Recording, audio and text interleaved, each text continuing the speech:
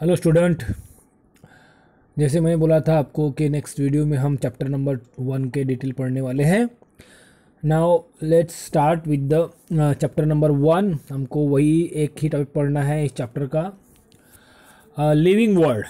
चलो हम समझ लेते हैं कि लिविंग वर्ल्ड इस चैप्टर में क्या दिया है और हमको क्या पढ़ना है। नाउ कुछ सवाल यहाँ पर दिए हैं आपके लिए। पहला, what is difference between living and non living. जैसे हमने देखा है लास्ट वीडियो में लिविंग और नॉन लिविंग होता है क्या है। सिंपल में हम कहते हैं जो ज़िंदा है वो लिविंग है, जो ज़िंदा नहीं है वो नॉन लिविंग है ना। अगर हम enlist characters of living organism है तो हमने कल थोड़ा थोड़ा डिस्कस किया था, उसको हम डिटेल में डिस्कस करने वाले हैं। और whether all organism are similar, no answer रहेगा no. Justify your answer, that is a plant and animals are different. Now पहले स्टार्ट कर रहे हैं हम basic principle of life. Life के बेसिक प्रिंसिपल्स क्या है ये समझने वाले हैं हम आज। अब लेते हैं हम पहला कि बेसिक प्रिंसिपल होते कैसे हैं। बेसिक प्रिंसिपल में क्या आएगा, बेसिक प्रिंसिपल में हम लेने वाले हैं दी ABCDEF, ऐसे 5.6 पॉइंट पढ़ने वाले हैं जो भी है। पहला, लिविंग बींग्स वंस प्रोड्यूस और बॉर्न हैज टू सर्वाइव। अब ये सेंटेंस कहता है कि जब भी कोई ऑर्गेनिज्म हो, प्लांट, एनिमल्स या कोई भी हो, लिविंग की बात कर रहे हैं, जब भी वो प्रोड्यूस होगा तो वो जिंदा रहने के लिए, सरवाइव करने के लिए क्या करेगा, स्टार्ट कर देगा। For survival it needs energy and many chemical molecule. अब वो जिंदा रहने के लिए करेगा क्या, जैसे आप जानते हैं कि गाय का बछड़ा अगर जन्म में आ गया तो जानते हो आपको उसको दूध पिलाया जाता है, इंसान के बच्चे को भी वही है। तो इसका मतलब है कि वो क्या, उसको एनर्जी की आवश्यक, it needs energy for made and many chemical molecules. उसको बहुत सारी चीज़ों की आवश्यकता होगी, proteins, vitamins, minerals, energy, water etcetera. For energy it has to perform metabolism. अब उसको एनर्जी कहाँ से आएगी, अब एनर्जी मतलब क्या होगा, क्या सेट करता है sentence, for energy it have to perform many metabolic activity. अब मेटाबॉलिक एक्टिविटी यानी क्या समझ लेते हैं हम थोड़ा सा। मेटाबॉलिज्म क्या होता है, मेटाबॉलिज्म माने अगर आप 10 तक पढ़े हो, आपको पता है बहुत सारे बच्चों ने कबड्डी खो खो खेला होगा। आप देखते हो कि जब आप खो खो खेलते हो, बहुत रनिंग करते हो, बहुत दौड़ते हो, यहाँ वहाँ पीछे आगे पीछे, आपके पीछे कोई, आप उसके आगे भागते हो, कुछ समय के बाद बहुत थक जाते हो, है ना, और बेहोश हो जाते हैं। तब क्या करते हैं, तो उसको पानी और हो सके तो पानी के साथ ग्लूकोज पिलाया जाता है। अब ये ग्लूकोज क्या करता है, ग्लूकोज जब बॉडी के अंदर एंटर होता है तो वो टूटता है, means it's break, it break the glucose molecule, जिसको हम बायोलॉजी में कैटाबॉलिज्म कहते हैं, है ना, कैटाबॉलिज्म कहते हैं। अब ये एनर्जी, ग्लूकोज टूटेगा, ग्लूकोज टूटेगा तो इस प्रक्रिया को बायोलॉजी की प्रक्रिया में या लैंग्वेज में हम उसको कैटाबॉलिज्म कहते हैं। अब टूटेगा तो कुछ बनेगा भी, हम जानते हैं कि एक पत्थर तोड़ दिए तो उसके 2 टुकड़े बन जाते हैं। एक पेज है उसको फाड़ दो, 2 पेज बन जाएंगे, लेकिन कुछ ना कुछ तो बनेगा ही। अब ग्लूकोज टूटा तो कैटाबॉलिज्म हुआ, हम कहते हैं उसको कैटाबॉलिज्म, ब्रेकिंग ऑफ मॉलिक्यूल्स, तो कुछ बनेगा भी ना, making of new molecules known as anabolism. Making of new molecule, टूटने से कुछ बनेगा भी, पहाड़ तोड़ दिए तो मिट्टी बन जाएगी, पत्थर तोड़ दिए तो गिट्टी बन जाएगी, है ना। Making and breaking of molecules, catabolism and anabolism. Anabolism क्या होगा, ग्लूकोज टूटा, ATP नाम शायद सुना होगा आपने 10 तक के, ATP फॉर्मेशन होगी, जो एनर्जी रिच मॉलिक्यूल होते हैं या कंपाउंड होते हैं या हम एलिमेंट कहेंगे या कुछ तत्व होते हैं समझने के लिए, जिसको टूटने से और भी एनर्जी निकलेगी।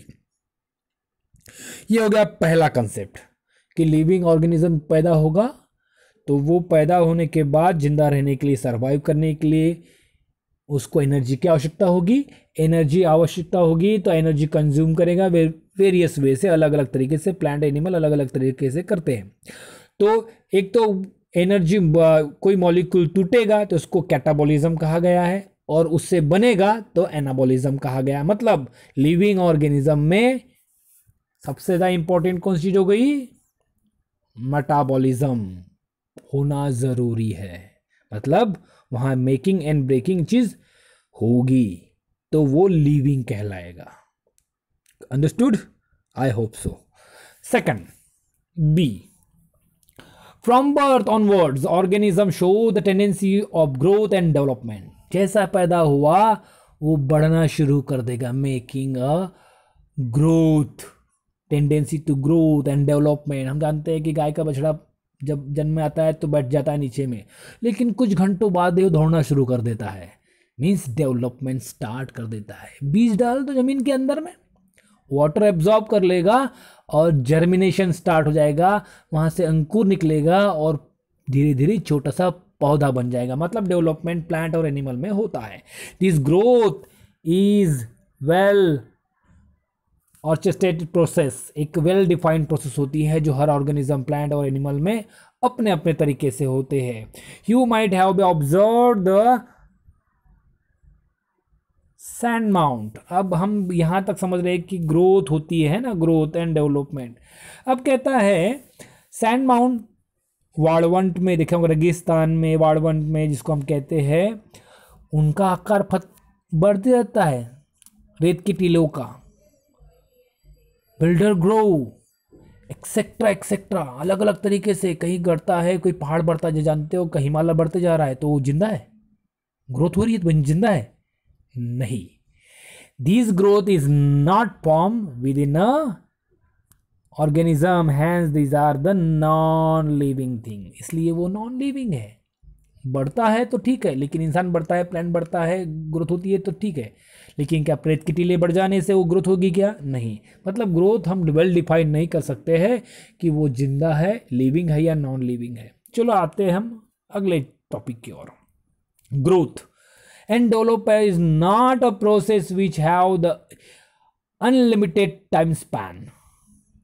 ग्रोथ और डेवलपमेंट हमेशा कंटिन्यू नहीं रहते। आप सर बोलेंगे ग्रोथ एंड डेवलपमेंट हमेशा कंटिन्यू कैसे नहीं रहते? देखिए ना, unlimited time, at a certain point of time, एक निश्चित समय के बाद, टाइम पीरियड के बाद, the molecule, organ, system, molecule मतलब इस ग्लूकोज मॉलिक्यूल बात की है, ऐसे अलग अलग तरह के डीएनए मॉलिक्यूल, आरएनए मॉलिक्यूल, नाम सुना होगा शायद आपने। ऑर्गन्स समझते हो ना, ऑर्गन यानी क्या होता है? Heart, lungs, kidney, etcetera etcetera, these are the organ. System, circulatory system, nervous system, osmoregulatory system, नाम सुना होगा ना। पूरे शरीर में रक्त प्रवाह करने को सर्कुलेटरी सिस्टम कहते हैं। समझने की या संवेदन लेने को नर्वस सिस्टम कहा जाता है। डाइजेस्टिव सिस्टम सुना होगा आपने, है ना। These are the system lose their effective working and become old. कुछ समय के बाद ये अपना धीरे धीरे काम करना बंद कर देते हैं, और कुछ समय बाद, after some time, it will be become old and loses their activity. This is going process of the body, sorry going, मैंने कहा गोइंग कहा, this is the ageing. Ageing मतलब बुढ़ापा। हर ऑर्गेनिज्म के, हर प्लांट्स की, हर एनिमल्स की एक एज होती है, लाइफ स्पैन होता है। उसके कुछ समय के बाद धीरे धीरे उसका डेवलपमेंट स्टॉप हो जाता है, और ऑर्गन, सिस्टम, मॉलिक्यूल, इनकी एक एजिंग आ जाती है, जिनके कुछ समय के बाद वो पूरी तरह से काम करना बंद हो जाते हैं। इसीलिए तो इंसान बूढ़े होके मर जाते हैं ना। आगे बढ़ते हैं। Life has to continue, hence the organism try to produce young one like itself. इंसान हो या हम इंसान को नहीं पकड़ते। एनिमल्स है और प्लांट रहो, जब भी जिंदा होता है या पैदा होता है तो वो अपने ही जैसे ऑर्गेनिज्म को पैदा करता है। जैसे आम का पेड़ है, आम लग गए, आम खा गए आपने, गुठली फेंक दिए, गुठली फेंकेंगे, गुठली सब धूप बरसात, धूप कल के बाद बरसात जब आएगी, जब बारिश होगी तो वहाँ से छोटा सा एक पौधा निकलेगा, मतलब आम ने आम का ही पेड़ पैदा कर दिया। इंसान इंसान का बच्चा पैदा करता है, मतलब एक हर एक ऑर्गेनिज्म, गाय गाय को जन्म देगी, कुत्ता कुत्ते के बच्चे पपी को जन्म देंगे, है ना। तो मतलब लाइफ हैज टू कंटिन्यू, मतलब उस जाति की, प्रजाति की लाइफ कंटिन्यू होना चाहिए। ये हर ऑर्गेनिज्म, हर स्पीसीज करती है। It is responsible for due to the reproduction, sexual और असेक्सुअल हम पढ़ेंगे। असेक्सुअल और सेक्सुअल कैसा कैसा होता है, ये अलग अलग तरीके से ये होता है प्रजनन के थ्रू, रिप्रोडक्शन के through. This ensure the continuity of race, यही कारण होता है जिसके कारण वो प्रजाति हजारों सालों तक जिंदा रहती है। मुल्स sterile work beans does not reproduce, खच्चर और हनी बी के छत्ते का वर्कर ये रिप्रोड्यूस नहीं कर पाते क्योंकि वो स्टेराइल होते हैं। कैसे होते हैं? Sterile. They can not produce, जैसे हम जानते हैं कि इंसानों में हम छक्के, वो नाम सुना है छक्के, है ना, जो बड़ा कॉमन सा घटिया नाम होता है छक्का कहना, जिसको हम सुपर सेक्स कहते हैं। These are the sterile, they cannot reproduce just like the mules. Sterile work bees, these are the sterile, they cannot reproduce, means they cannot produce their own kind of organism, अपने ही जैसे प्रजाति को जन्म नहीं दे पाते हैं। Yet are living, क्या कहा बोला? Yet are living, you can we call reproduction as inclusive character of life. हम कह सकते हैं कि ये एक लिविंग ऑर्गेनिज्म का क्या है? कैरेक्टर हो सकता है। Now as the body loses its capacity to perform metabolism, the organism will be die. जब उसके ऑर्गन सिस्टम काम करना बंद कर देंगे तो ऑर्गेनिज्म मर जाएगा, मतलब उसकी लाइफ खत्म हो जाएगी। Any living being responds to the thermal, chemical, biological change to the surrounding। Her organism, living organism कहते हैं, लिविंग ऑर्गेनिज्म रिस्पॉन्स देता है। कैसे? थर्मल को, गर्मी को, गर्मी हो गई कूलर लगाओ। केमिकल्स, मम्मी ने कुछ जला दिया घर में खाना पकाते वक्त, केमिकल्स फिर निकलते, आप रिस्पॉन्स करते हो, छींक आना शुरू हो जाती है। बायोलॉजिकल चेंज, सर्दी हो गई, कब? ठंडी शुरू हुई सर्दी हो गई, बारिश शुरू हुई सर्दी हुई। तो केमिकल, बायोलॉजिकल और थर्मल चेंज को जो रिस्पांस देता है वो लिविंग ऑर्गेनिज्म होता है। पहाड़ों को ठंड नहीं लगती, पहाड़ को गर्मी नहीं होती क्योंकि बढ़ते हैं, लेकिन वो लिविंग नहीं है। लेकिन अगर कोई भी छोटा सा भी एनिमल होगा तो रिस्पॉन्स करता है। गर्मियों में पानी ना मिले तो आपके घर के गमले के पूरे पेड़ सूख जाते हैं। Thermal response. सराउंडिंग होगा, जब देखते हैं हम कि आम को फूल नहीं निकलते बरसात में, आम हैं, पलसे के फूल, इनको बरसात में ठंडी में फूल नहीं खिलते, लेकिन जैसे ही गर्मी शुरू हो जाती है, फरवरी मार्च, उनको फूल खिलना शुरू हो जाते हैं। These are the response of thermals और surrounding environmental condition. This is a unique property of living organism या लिविंग बींग्स। यही सारी का क्या है? खासियत है लिविंग ऑर्गेनिज्म की। और इसी के कारण हम कहते हैं कि लिविंग और नॉन लिविंग में डिफरेंस क्या है? They response to the thermal stimuli, they reproduce, they perform metabolism. These are the characteristics of living organism. इस चैप्टर में हमको ये सारी चीज़ें पढ़नी है। और अगर हम देखें इस चैप्टर के अंदर में, तो हम देखते हैं कि इस चैप्टर में पढ़ने के बाद कुछ टॉपिक आपके डिलीट किए हुए हैं इस साल के लिए। सिर्फ क्या कहता है, और एक टॉपिक है, there is a immune diversity in living organism. हमारे धरती पर, अर्थ पर आप गेस भी नहीं कर सकते इतनी डाइवर्सिटी, डाइवर्सिटी मतलब विविधता, विविध प्रकार के living organism, since time immemorial variety of organism in living together in or on a earth। बहुत समय से variety of organism living in together on the earth, एक साथ में रहते हैं, प्लांट एनिमल एक साथ में रहते हैं, तरह तरह के एनिमल्स, तरह तरह के प्लांट्स एक साथ कई दशकों तक, एग्जैक्टली 4.2 बिलियन ईयर से धरती पर, मतलब 4300 करोड़ साल से धरती पर ये सारे लिविंग और नॉन लिविंग, या हम कहेंगे प्लांट्स और एनिमल्स और तरह तरह के एनिमल्स, लिविंग ऑर्गेनिज्म धरती पर रहते हैं।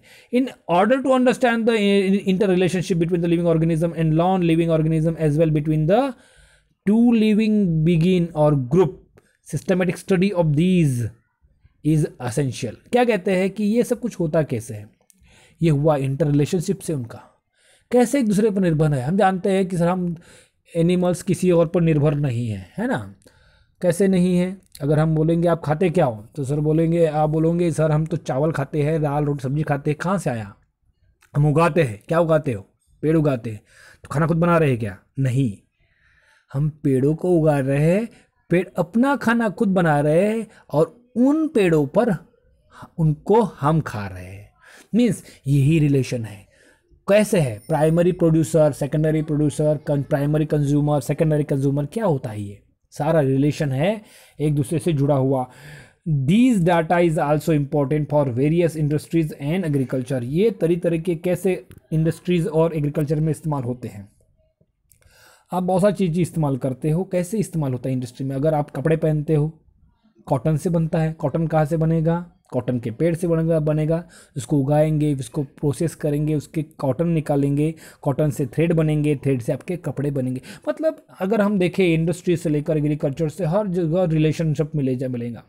Intensive laboratory and field studies in order to identified and classify the organism from the strong basis of the meaningful use of the collecting data. इसी तरह पे इसका कलेक्शन कैसे किया जाता है, या हम कहेंगे लिविंग ऑर्गेनिज्म को कैसे कलेक्ट किया जाता है, कैसे आइडेंटिफाई किया जाता है, उनको क्लासीफाई कैसे किया जाता है, ये डाटा कलेक्शन से और हार्ड वर्क से करना पड़ता है। We need to study this diversity certain aid, मतलब तरीके, aids called taxonomic aid can use for study of living organism, plant and animals के स्टडी के लिए इसके तरीके इस्तेमाल किए जाते हैं। उनमें से कुछ तरीका herbaria, botanical gardens, museum, diversity parks. हमारे इस बार तो नहीं है, लेकिन हमारे टॉपिक में ये दिया हुआ है कैसे होता है।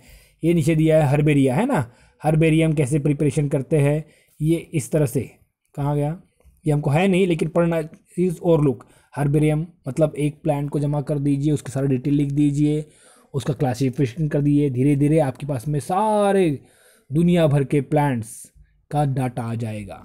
बॉटनिकल गार्डन्स दिखते हैं। बॉटनिकल गार्डन कलकत्ता का बॉटनिकल गार्डन का फोटोग्राफ है। ये जो आप देख रहे हैं फोटोग्राफ, ये फोटोग्राफ नहीं, जंगल नहीं है, एक ही पेड़ है जिसको हम बनियान ट्री कहते हैं, बरगद का पेड़, जो लगभग 2.5 किलोमीटर व्यास में मौजूद है। इसके अलावा यहाँ पे दिया है कुछ बॉटनिकल्स, जूलॉजिकल म्यूजियम्स, नाम सुना होगा म्यूजियम, जिसमें प्लांट्स एनिमल्स को स्पेसिमेन के स्वरूप में रखा जाता है। जैसे देख पा रहे कि यहाँ पर क्या है, गेंडा है ना, ये दिख रहा है ना आपको गेंडा, ये गेंडा बना हुआ है। और यहाँ पे आप देखते हैं तरह तरह के बर्ड्स लटके हुए हैं या प्रिजर्व किए गए। ये तो मरे हुए हैं, तो जूलॉजिकल पार्क है, आपने देखा जू, प्राणी संग्रहालय, लिविंग ऑर्गेनिज्म रखे जाते हैं अंडर ह्यूमन कंट्रोल। ये सब कुछ नहीं है इस बार, लेकिन आपको सब जस्ट आइडिया। बायोडाइवर्सिटी पार्क मतलब एक ही जगह पर तरह तरह के प्लांट और एनिमल्स खुली जगह पर, मतलब उनके नेचुरल हैबिटेट में रखा जाता है, तो जिसको बायोडाइवर्सिटिकल पार्क कहा जाता है। ये सब कुछ हमने इस टॉपिक के चैप्टर के अंदर पढ़ना था, लेकिन अभी आपको सिर्फ फर्स्ट पॉइंट है, इसलिए हमने फर्स्ट पॉइंट को डिटेल बताया, बाकी जनरल आइडिया है। थैंक यू, कंटिन्यू वॉच करिए और बुक को रीड भी करिए। Thank you.